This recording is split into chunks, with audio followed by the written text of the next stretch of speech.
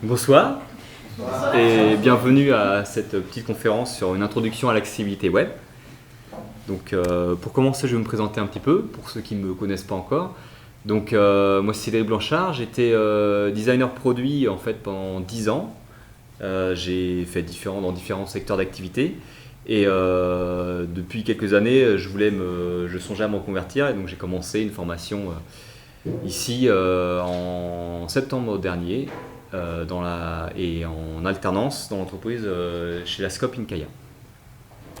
Donc pourquoi je voulais vous parler de ce sujet ? Plusieurs choses. Donc d'abord parce que le numérique aujourd'hui prend une importance capitale dans nos vies et qu'on a tous besoin de l'utiliser, donc ça concerne tout le monde. Ensuite c'est un sujet, surtout dans le domaine dans lequel on souhaite travailler, qui est très important. C'est aussi notre rôle à nous de prendre ce sujet en compte. Et enfin, c'est une expérience personnelle, parce que j'ai une personne dans mon entourage qui a un handicap visuel. Et en fin de compte, quand je l'ai appris, j'ai pris conscience de toutes les difficultés que ces personnes pouvaient avoir dans l'usage de plein de choses qu'on fait tous les jours. Donc comment va se présenter la conférence ? Donc elle va se présenter en deux parties.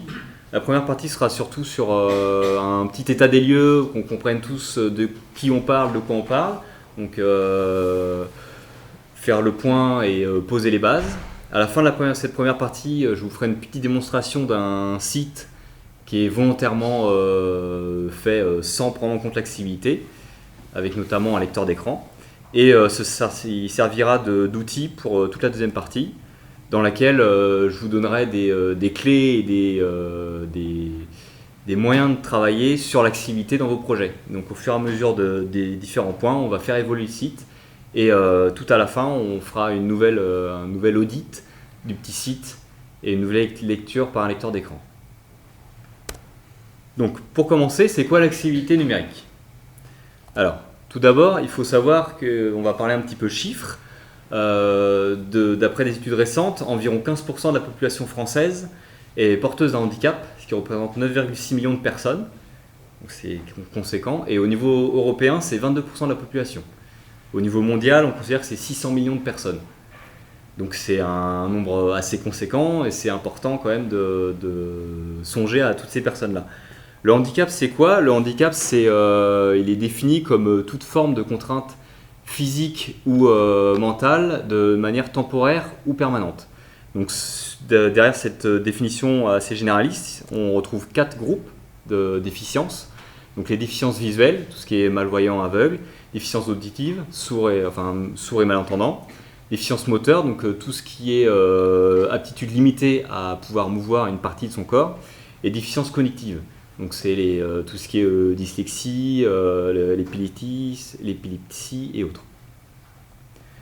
Donc toutes ces personnes-là, souvent elles sont porteuses en plus de plusieurs handicaps et en fin de compte des handicaps qui se retrouvent dans différents groupes. Et comme on disait en introduction, avec l'omniprésence du numérique, toutes ces personnes-là n'ont pas le choix d'utiliser en fin de compte les outils qu'on leur fournit. Et c'est plus juste un plaisir ou un loisir, c'en est devenu une obligation, notamment pour les démarches administratives.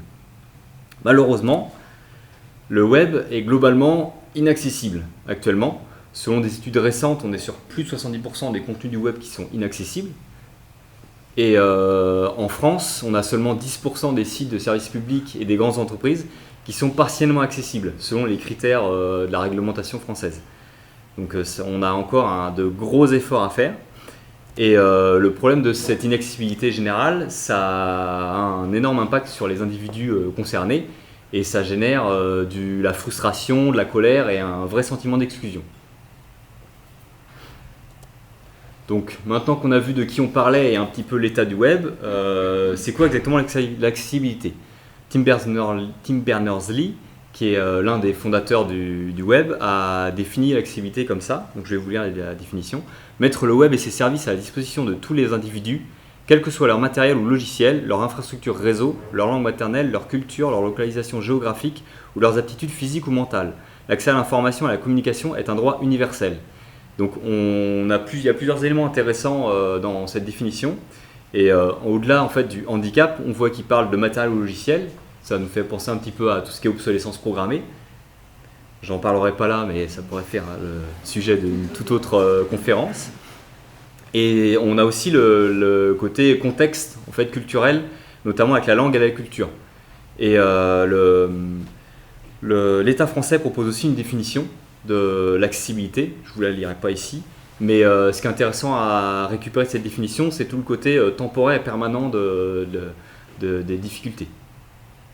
À partir de cette définition globale, on a 4 principes qui se déclinent, donc, sous l'acronyme anglais pour, donc pour perceptible, utilisable, compréhensible et robuste.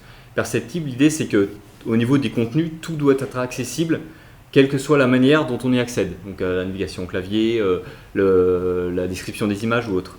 Au niveau de l'utilisabilité, c'est l'accessibilité aussi, mais au niveau de la navigation et des différentes fonctionnalités des services qu'on propose. Le compréhensible, ça joue à la fois sur le côté mise en page et contenu. L'idée, c'est de vraiment rendre accessible aux personnes cibles, en fin de compte, le contenu de notre site, qu'elles comprennent et qu'elles puissent se retrouver sur la page et qu'elles comprennent ce qu'elles lisent. Et enfin, le côté robuste, ça rejoint la notion de matériel. L'idée, c'est que quel que soit notre matériel, notre navigateur ou nos outils d'assistance, il faut qu'on puisse accéder aux services ou aux produits. Donc cette accessibilité, elle bénéficie à qui? Donc, comme on a vu au tout début, aux personnes avec des handicaps permanents. On a aussi les handicaps temporaires. Je me casse un poignet, j'ai des problèmes de vue temporairement. On va bénéficier de cette accessibilité parce qu'on va pouvoir avoir un autre moyen d'accéder à l'information. On a aussi toutes les personnes âgées qui souvent à terme finissent par avoir des soucis comme présenté au début, donc le problème visuel et les problèmes cognitifs. Les personnes étrangères, et enfin le moins important mais intéressant quand même, les robots de référencement qui peuvent être considérés comme des personnes aveugles. Donc là, l'atout premier de l'accessibilité, c'est vraiment de chercher à réintégrer les personnes, le côté humain, mais il y a aussi d'autres intérêts, donc notamment un impact économique. Donc c'est un levier pour l'innovation. En effet, il y a beaucoup de recherches qui ont été faites pour améliorer l'accessibilité de certains éléments qui finissent par bénéficier à tous, comme par exemple comme les commandes vocales. C'est aussi l'un des plus grands marchés émergents du monde. Si on prend les personnes déficientes et leur entourage, ça représente environ 53% de la population des consommateurs mondiaux. Donc c'est conséquent. Et enfin, c'est un moyen toujours dans le côté économique, c'est un moyen de renforcer son image de marque en montrant qu'on se préoccupe de toutes les personnes, quelle que soit leur situation. Et enfin, c'est une obligation légale dans la plupart dans très nombreux pays, et notamment en France où on a le RGAA, le référentiel général d'amélioration de l'accessibilité, ce qui était évoqué au niveau des 10% de partiellement accessibles, et qui impose une obligation d'accessibilité numérique pour les services publics, les organismes d'intérêt public général et toutes les entreprises avec un chiffre d'affaires supérieur à 250 millions d'euros. Donc on peut très bien imaginer que la RGA vienne à terme, en fin de compte, être obligatoire pour de plus en plus de personnes et notamment de plus en plus d'entreprises. Je vous ai mis ici quelques outils que peuvent utiliser les personnes avec des déficiences. Donc c'est vraiment non exhaustif parce que les outils en fait peuvent être très nombreux et sont souvent même adaptés aux différentes personnes qui ont besoin avec des spécialistes. Donc on a la navigation au clavier, que beaucoup de monde connaissent, le lecteur d'écran, la plage braille qui permet de reproduire en braille des données écran, et aussi les réglages du navigateur qui en fin de compte sont très accessibles et sont souvent utilisés par un certain nombre de personnes. Moi je vais me concentrer sur la deuxième partie, surtout sur la partie navigation au clavier et lecteur d'écran, qui est celle qui est un peu plus visible et un peu plus accessible à tester pour nous. Je vais vous montrer maintenant, je vais vous faire une petite démo du site. Donc ce qui peut être intéressant, je vais vous lancer le lecteur d'écran dès le début, c'est de pas trop regarder le site, peut-être de fermer les yeux ou d'essayer de s'imaginer voir où on est dans le site et le contenu du site sans l'avoir vu. Lecteur d'écran activé. Sortie du contenu principal. L5. Chargement en cours. Veuillez patienter. Chargement de mon site d'article terminé. La page possède 50 têtes, de liens visités, 7 liens non visités. Images sans libeller. Accueil. Lien visité. Article. Lien. Contact. Lien. Bienvenue sur mon site. En tête niveau 1. Découvrez nos différents articles. En tête niveau 3. Images sans libeller. Mon premier article. En tête niveau 2. Lorraine Hudson de leur site. Lire la suite supérieure. Bouton. Images sans libeller. Mon second article. En tête niveau 2. Lorraine Hudson de leur site. Lire la suite supérieure. Bouton. Image. Lien. Image. Lien. Inscrivez-vous à notre newsletter. En tête niveau 3. Les champs avec une étoile sont obligatoires. Votre nom astérisque. Zone de saisie. Votre mail astérisque. Zone de saisie. Merci de corriger les champs en rouge. M'abonner. Bouton. Accueil. Lien visité. Article. Lien. Contact. Lien. Voilà. Donc ça c'est le site pas du tout optimisé via un lecteur d'écran. Donc on peut s'imaginer très bien que si on arrive là-dessus, c'est comme nous et les personnes sans déficience visuelle, quand on arrive sur un site où il y en a plein partout, bah, on n'a pas envie et généralement on s'en va. Donc on peut regarder d'autres choses, notamment le Score Lighthouse qui est une petite référence qui n'est pas formidable mais qui permet d'avoir une idée un petit peu de l'accessibilité globale du site. Je vais nous donner une note.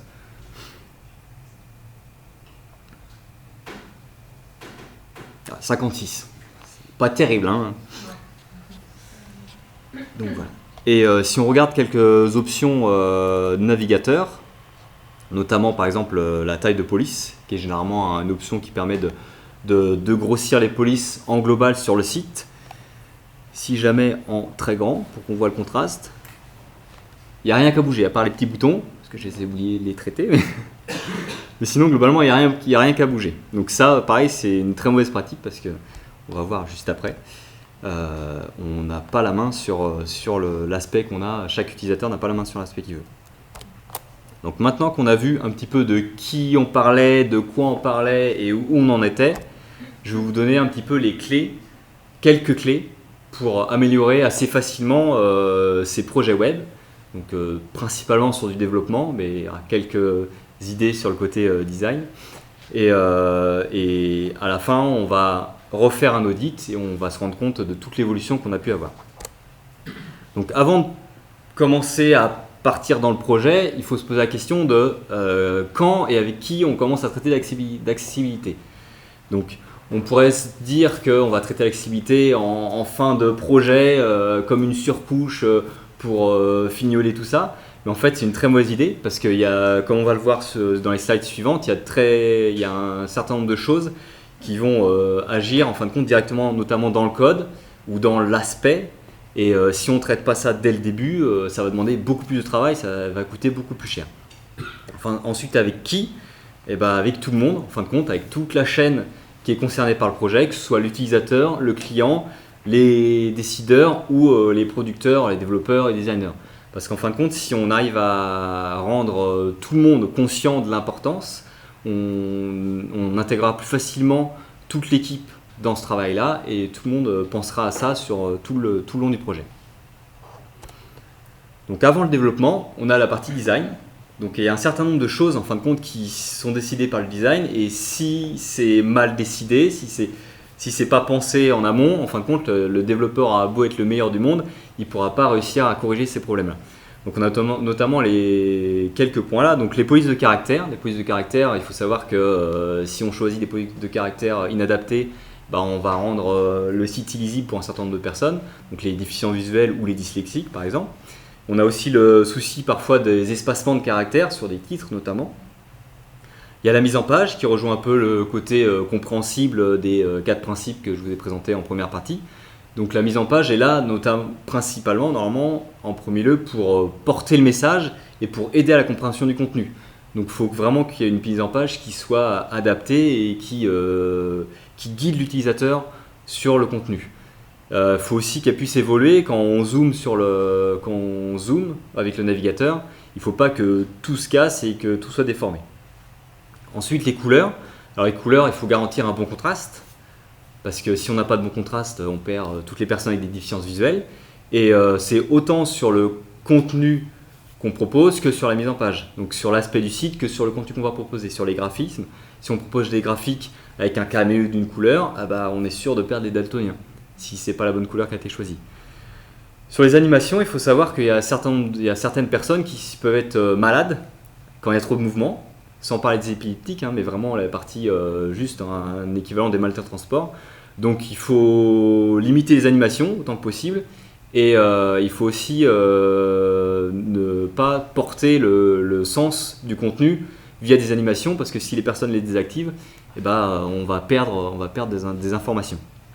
Et enfin, un dernier point qui fait le lien entre le design et le développement, c'est les unités relatives. Il faut chercher à penser normalement son texte de manière hiérarchique et proportionnelle. Et au niveau du développement, il faut utiliser les unités relatives qui vont permettre d'avoir un agrandissement global en fait, des polices du site, pas comme ce que je vous ai présenté juste avant avec le site de démo. Donc maintenant, je vais vous montrer un petit peu une évolution du site de démo avec ses différents principes. Hop.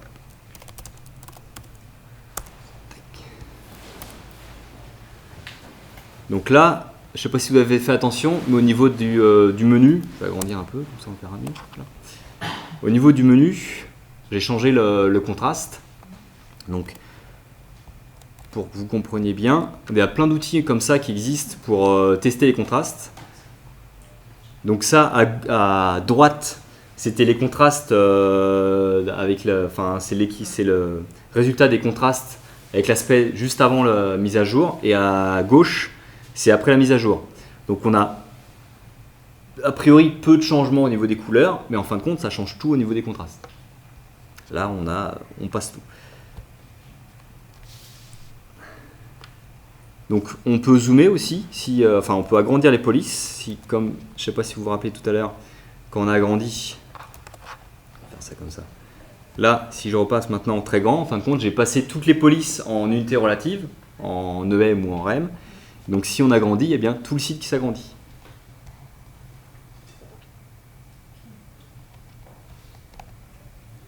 Et il y a un certain nombre de personnes en fait, qui ont des polices comme ça déjà agrandies, ou alors qui zooment ou autre.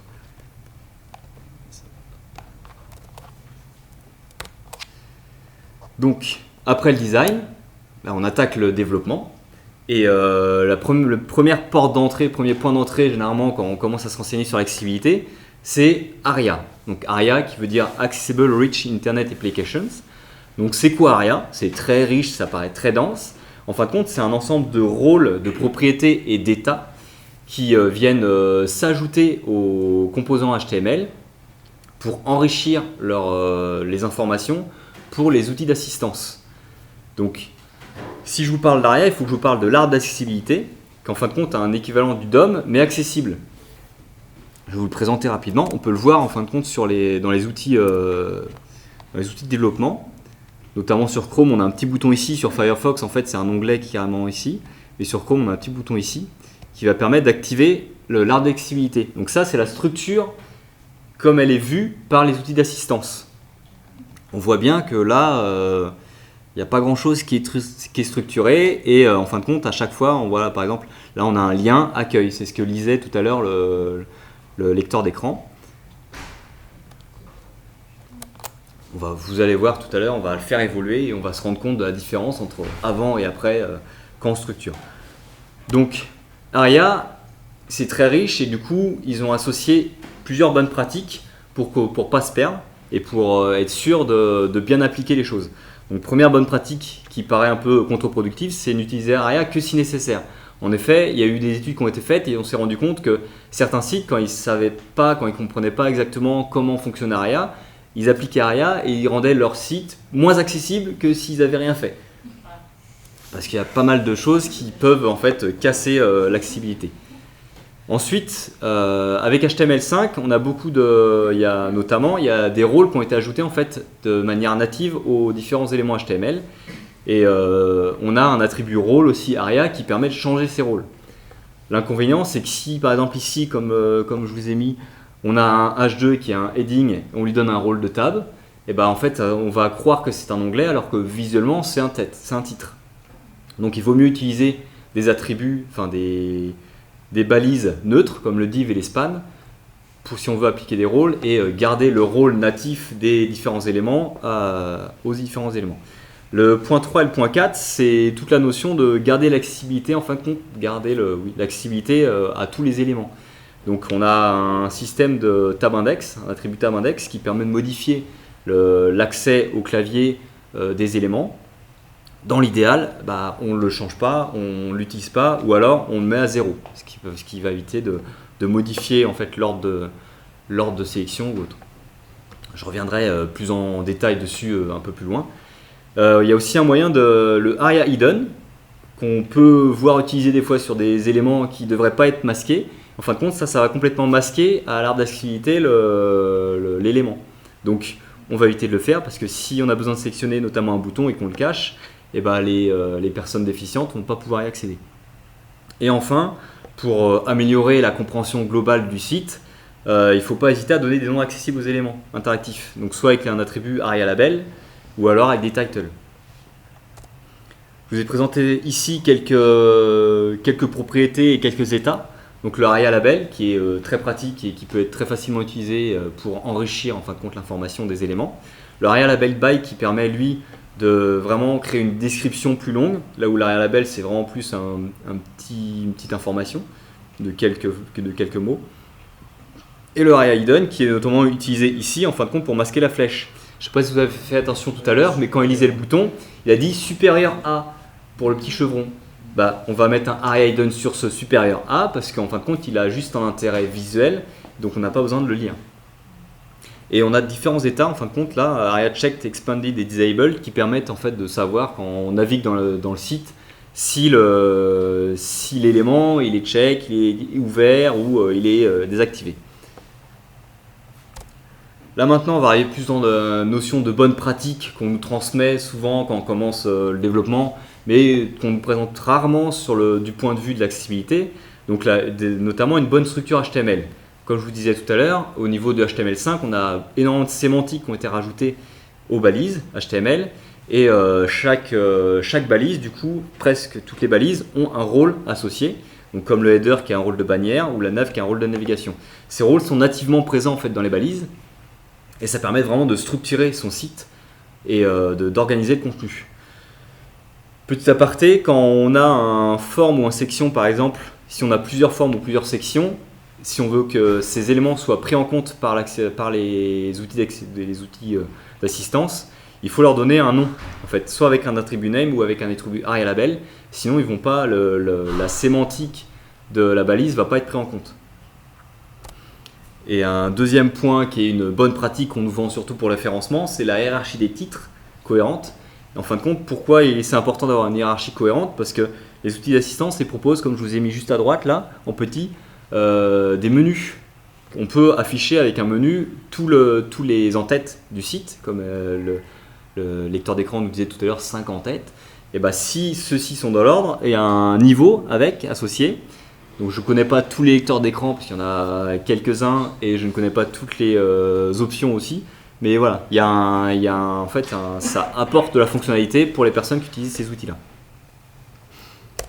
Donc on va faire maintenant évoluer à nouveau notre site.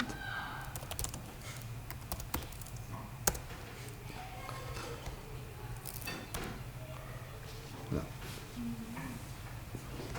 Et du coup, vous avez vu, je ne sais pas si vous avez fait attention, là l'arbre d'accessibilité comme il a changé. Donc avant on était avec tout au même niveau, pas de structure. Et là on a bien une structure, on voit bien que notre site est composé de 3 éléments. Dans chacun de ces éléments, on a différents sous-éléments avec un heading, un nom bien associé, région article, découvrir nos différents articles. Chaque article a toujours une image qui n'a pas d'infos parce qu'on va le traiter plus tard. Et on a différents éléments. Voilà.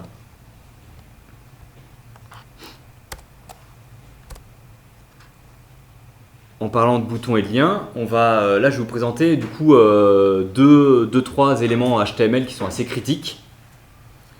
Donc pour commencer, les boutons et les liens. Alors, petite information qui est assez importante, un bouton n'est pas un lien. Quand on veut en fin de compte faire une action, on va mettre un bouton. Quand on veut aller quelque part, on va mettre un lien. Donc si on veut avoir un lien qui ressemble à un bouton, on n'utilise pas une balise bouton, mais on va plutôt utiliser une balise A et on va la styliser comme un bouton. Comme ça, on garde en fin de compte la sémantique et le contexte d'utilisation pour les personnes qui n'ont pas l'aspect. Ça permet notamment d'éviter de surprendre les gens qui arrivent sur un bouton, qui vont l'activer et qui vont se retrouver avec un chargement de page alors qu'ils pensaient que c'était juste un bouton et que ça allait faire une action. Autre point, toujours proposer une alternative textuelle à ces boutons. On aime bien, pareil, avoir des jolis boutons avec souvent juste des images parce que ça fait plus propre. Sauf que quand on utilise un lecteur d'écran, s'il nous dit juste image, image, image, on ne va pas savoir où on se trouve. Notamment les systèmes de paiement qui présentent les petites images avec le CB, Mastercard et autres. Si on n'a pas une alternative textuelle à ces éléments-là, on ne peut pas savoir et on finit par dire on s'en va parce que je ne sais pas comment je peux payer. Mettre autant que possible une information pertinente dans le contenu. Ça, en fin de compte, c'est se dire, oui, les outils d'assistance, ils ont besoin d'avoir une alternative textuelle, mais les personnes sans déficience, elles peuvent aussi très bien apprécier d'avoir en fin de compte un contexte beaucoup plus précis sur les différents éléments, plutôt que d'avoir juste voir le lien ou des choses comme ça. Donc, quand on peut, je ne peux pas toujours, mais quand c'est possible, essayer d'intégrer l'information pertinente directement dans le bouton et pas en ajoutant un attribut ARIA qui va donner cette information.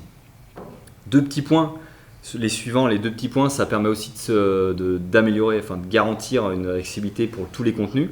Alors l'outline, je ne sais pas si vous voyez ce que c'est quand on navigue au clavier, en fin de compte, on a une bordure qui vient se rajouter en plus sur les éléments sur lesquels on se trouve. On a un moyen en CSS de le supprimer en faisant outline none ou outline 0, sauf que du coup on ne sait plus où on se trouve. Notamment ici sur le site, si je navigue à la tabulation, je ne sais pas où je me trouve parce que j'ai supprimé l'outline. Donc soit on le laisse, ce qui est quand même le mieux à faire, soit si on le supprime, toujours proposer une alternative en fait à cette outline, sachant qu'il y a plein de possibilités pour modifier en fait l'outline pour avoir un aspect qui nous plaît sans pour autant le supprimer complètement. Ensuite, ne pas supprimer ou modifier l'ordre du focus au tab, c'est ce que je vous présentais dans les bonnes pratiques ARIA. En fin de compte, avec l'attribut tab index, on peut mettre soit une valeur négative, soit une valeur positive, soit 0. Si on met une valeur négative, l'élément sera plus sélectionnable au clavier. Si on met une valeur positive, en fin de compte, on va changer l'ordre de sélection et on va donner la priorité à notre élément. Si on met 1, alors que tous les autres éléments naturellement sont à 0, on va d'abord tomber sur cet élément-là avant de tomber sur les autres. Donc on va modifier en fait l'ordre naturel de défilement du site. Donc si on souhaite mettre un tab index, on met juste 0, ce qui permet de le rendre accessible au clavier sans pour autant modifier l'ordre naturel. Je vous ai mis petite information en bas pour savoir en fin de compte les informations, comment elles sont lues par les lecteurs d'écran. Donc on a d'abord le contenu textuel ou l'ARIA label qui est lu, ensuite le type de balise et ensuite l'attribut titre s'il est présent. Deuxième élément qui est critique pour tout le monde, pas que pour les personnes avec des déficiences, c'est les formulaires. Alors les formulaires, c'est encore beaucoup de bonnes pratiques, comme on a vu avec la sémantique. Donc toujours associer un label à un champ de formulaire, comme ça l'outil d'assistance saura toujours à quoi sert l'input, à quoi il est associé. Et il va lire en fin de compte le label avant de lire après le type de champ. Il est possible d'ajouter pour les labels, pour les inputs qui sont vraiment très importants et qui ont besoin en fait d'avoir une description longue, un ARIA described by. Donc l'ARIA described by, comment il fonctionne? On va avoir un paragraphe avec un ID et notre input, on va lui dire avec l'attribut described by, hop, la description elle correspond à cet ID là. Et quand le lecteur d'écran va arriver sur cet input, il va aller chercher automatiquement le paragraphe qui correspond à l'ID et il va nous lire le texte qui correspond. Ça permet d'avoir vraiment des descriptions beaucoup plus riches si nécessaire. Ne pas hésiter à utiliser les balises fill set et legend qui en fait génèrent un petit cadre avec un titre quand on a notamment des ensembles d'inputs qui peuvent se ressembler. Si par exemple on a une réservation pour une voiture ou un train et qu'on a en fait plusieurs passagers, si on aura toujours un input name, à date de naissance et autres, bah, si on crée un fil set, on va pouvoir dire passager numéro 1, passager numéro 2, etc. Ça va à nouveau rajouter du contexte en fait. Ce qu'il faut, c'est vraiment penser à rajouter du contexte global pour éviter de perdre l'utilisateur qui ne voit pas. Ajouter autant que possible l'attribut autocomplete. Donc cet attribut là en fait on peut soit l'ajouter sans mettre de valeur. Il va prendre par défaut en fait si notre input c'est un type bien spécifique comme le email, il va chercher la valeur en fait par le navigateur va proposer automatiquement l'email. Mais on peut aussi mettre plein d'autres valeurs qui correspondent. J'ai vu ça cet après-midi notamment. Il va chercher le prénom, le nom, le pseudonyme et autres, ça peut vraiment être très précis et ça permet en fait de gagner en utilisabilité et d'éviter d'avoir à tout rentrer à la main. Petit point sur l'attribut required et l'attribut aria required. Donc ça peut sembler être deux attributs qui se ressemblent, qui font un peu la même chose, sauf qu'il ne faut pas oublier que aria n'a aucune action sur le comportement du site en lui-même. C'est vraiment juste de l'information. Donc si on a un élément qui peut pas avoir et qu'on lui met aria required, il va pas du tout empêcher le formulaire de s'envoyer. Donc tant qu'on peut, on met le required. Et si on a vraiment un élément qui peut pas recevoir l'attribut required, on va mettre un aria required et on va ajouter en fin de compte du comportement en JS notamment pour éviter que le formulaire s'envoie si notre input n'est pas rempli. Et enfin, pour en finir avec les formulaires, ne jamais baser les messages d'erreur sur les éléments uniquement visuels, comme on a vu sur le site de démo. Si on nous donne juste les champs entourés en rouge et qu'on ne voit pas les champs, ça va être compliqué de résoudre le problème. Donc toujours combiner en fin de compte plusieurs informations pour qu'on puisse accéder à l'information, quel que soit le moyen qu'on utilise. Et dans l'idéal, donner autant que possible la raison de l'erreur et les moyens de la résoudre pour éviter de frustrer les gens, et ça vaut pour tout le monde. Je vais en mettre à jour le petit site de démo. Ça va être sûr.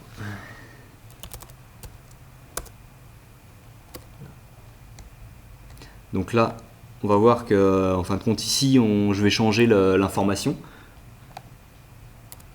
Voilà. Merci de corriger les sens suivants email. On a bien, si je navigue au clavier,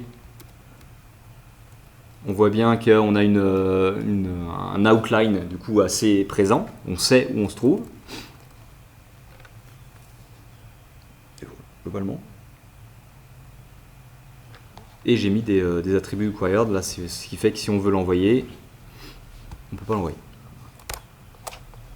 Pour finir, je vais vous parler un peu de tout ce qui est média, donc notamment les images et les vidéos. Donc pour les images, c'est la bonne pratique, c'est toujours avoir un attribut alt sur nos images. Et c'est en fait le seul moyen de rendre vraiment accessibles les images. Sauf que selon le contexte d'utilisation de l'image, on a différentes pratiques à avoir. Si l'image elle sert le contenu, l'idée c'est de décrire le plus neutre possible l'image, de manière à ce qu'on comprenne l'utilisation de cette image par rapport au contenu et le lien qui se fait entre eux. Si l'image est en tant que décoration, il est conseillé de mettre une balise alt vide, donc on met toujours la balise, enfin on met toujours l'attribut, mais on le laisse vide. Ça c'est à discussion a priori. J'avais entendu un podcast qui disait que, en fin de compte, on pourrait très bien laisser le droit aux personnes déficientes de choisir ou non si elles veulent savoir ce que c'est l'image. Voilà. La bonne pratique donne quand même qu'on mette une alt vide. Si l'image sert en tant que fonction, comme pour un bouton par exemple ou un lien, eh ben, on ne va pas décrire l'image en elle-même, on va plutôt décrire la fonction qu'elle porte. Et enfin, pour les images complexes comme les graphiques, là on va privilégier un long texte descriptif, donc avec un aria label, enfin un aria described by, qui va permettre en fait d'expliciter beaucoup plus l'information qui est présente. Et si jamais, même si je crois que les pratiques maintenant, cette pratique se perd, heureusement, vous vous retrouvez avec une image avec un texte affiché dessus, comme pour faire un en-tête de site ou une bannière. Là, ce qu'on va mettre dans le texte, dans l'attribut alt, c'est plutôt le texte qui a été intégré à l'image, plutôt que la description de l'image.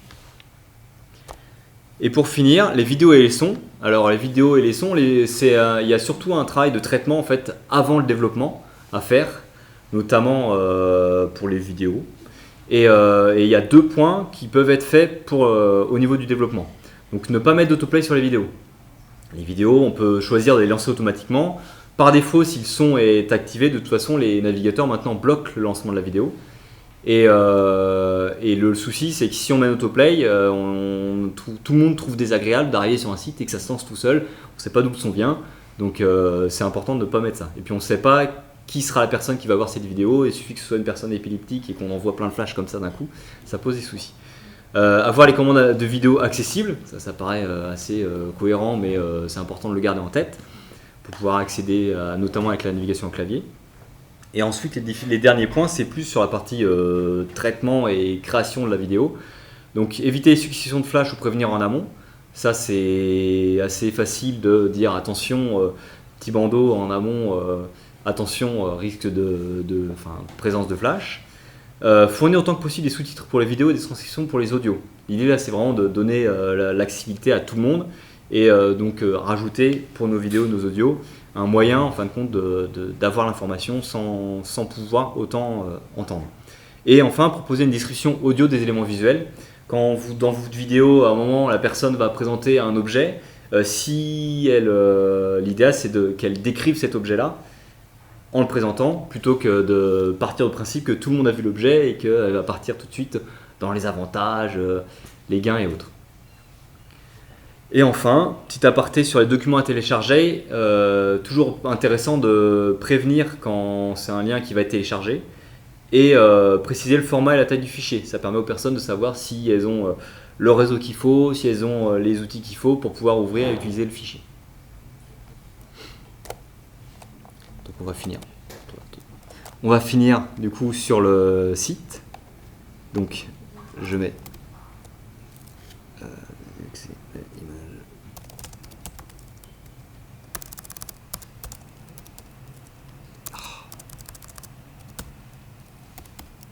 je peux y arriver. Là.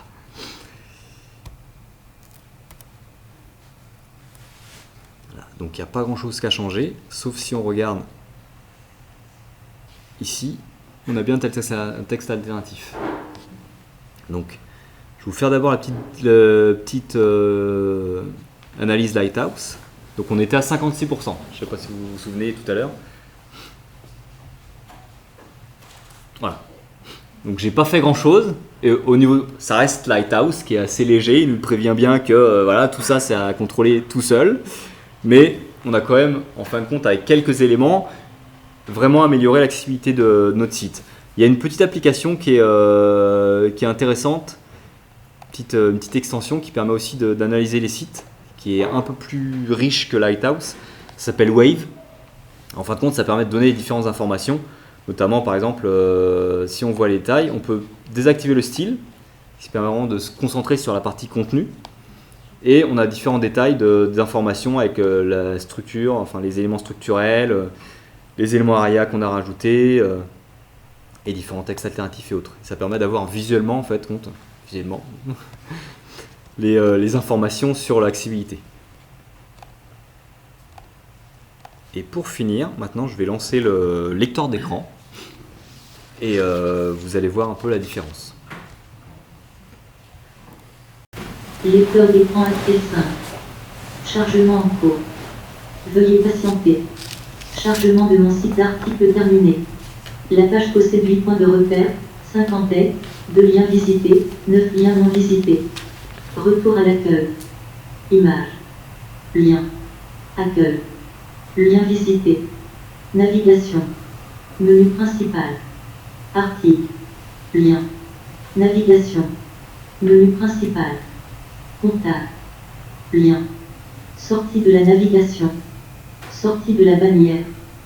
Contenu principal. Bienvenue sur mon site. En-tête niveau 1. Découvrez nos différents articles. En-tête niveau 2. Paysage de montagne sous un ciel bleu avec une personne en premier plan. Image. Mon premier article. En-tête niveau 3.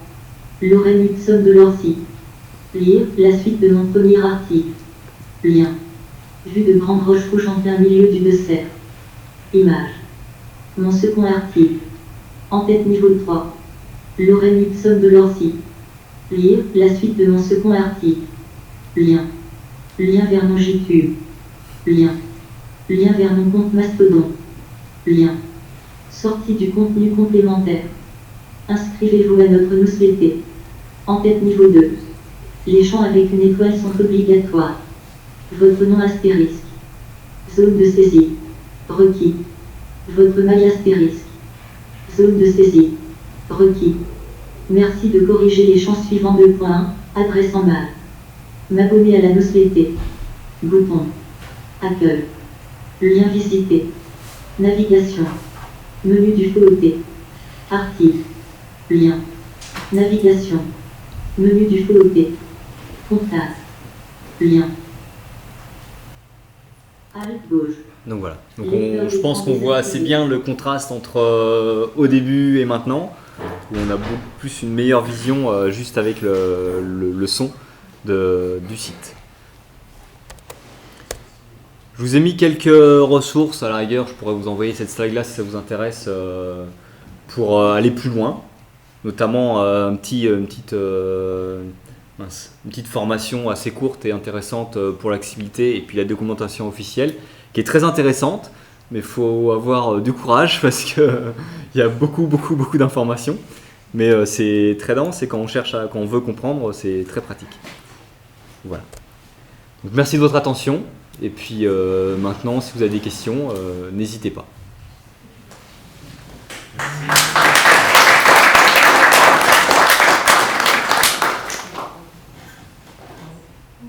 Oui. Du coup, ça, je vois comment l'intégrer, on va dire quand je le code à la main.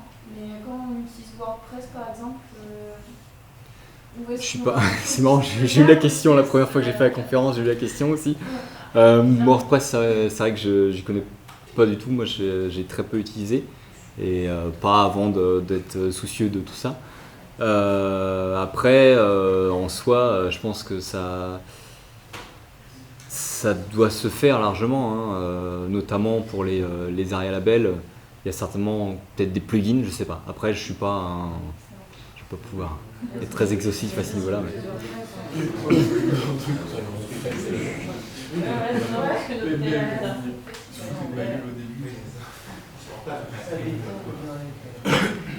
D'autres questions? Non. Ça a été trop exhaustif. Oui. La petite extension qui est utilisée pour les contrastes, c'était quoi donc? Ça, c'est pour les contrastes, c'était pas une extension, c'est un site que j'ai trouvé. C'est. Avec la taille des polices et tout. Celui-là, là. Ça, c'est Contrast Checker, ça s'appelle. Donc il y en a plein en fait, si on cherche un petit peu site test de contraste, il y en a plein, mais moi j'ai gardé celui-là parce que je trouvais qu'il était assez efficace et qui prend en compte en fait vraiment les différents éléments du. Donc le WCAG, si vous vous demandez ce que c'est le World Consortium Accessibility Group. Donc ça, c'est en fin de compte, c'est le groupe qui fait partie du W3C, qui gère un peu tout l'internet et qui s'occupe vraiment que de la partie accessibilité. Et eux, ils ont un nombre de critères en fait d'accessibilité assez dense.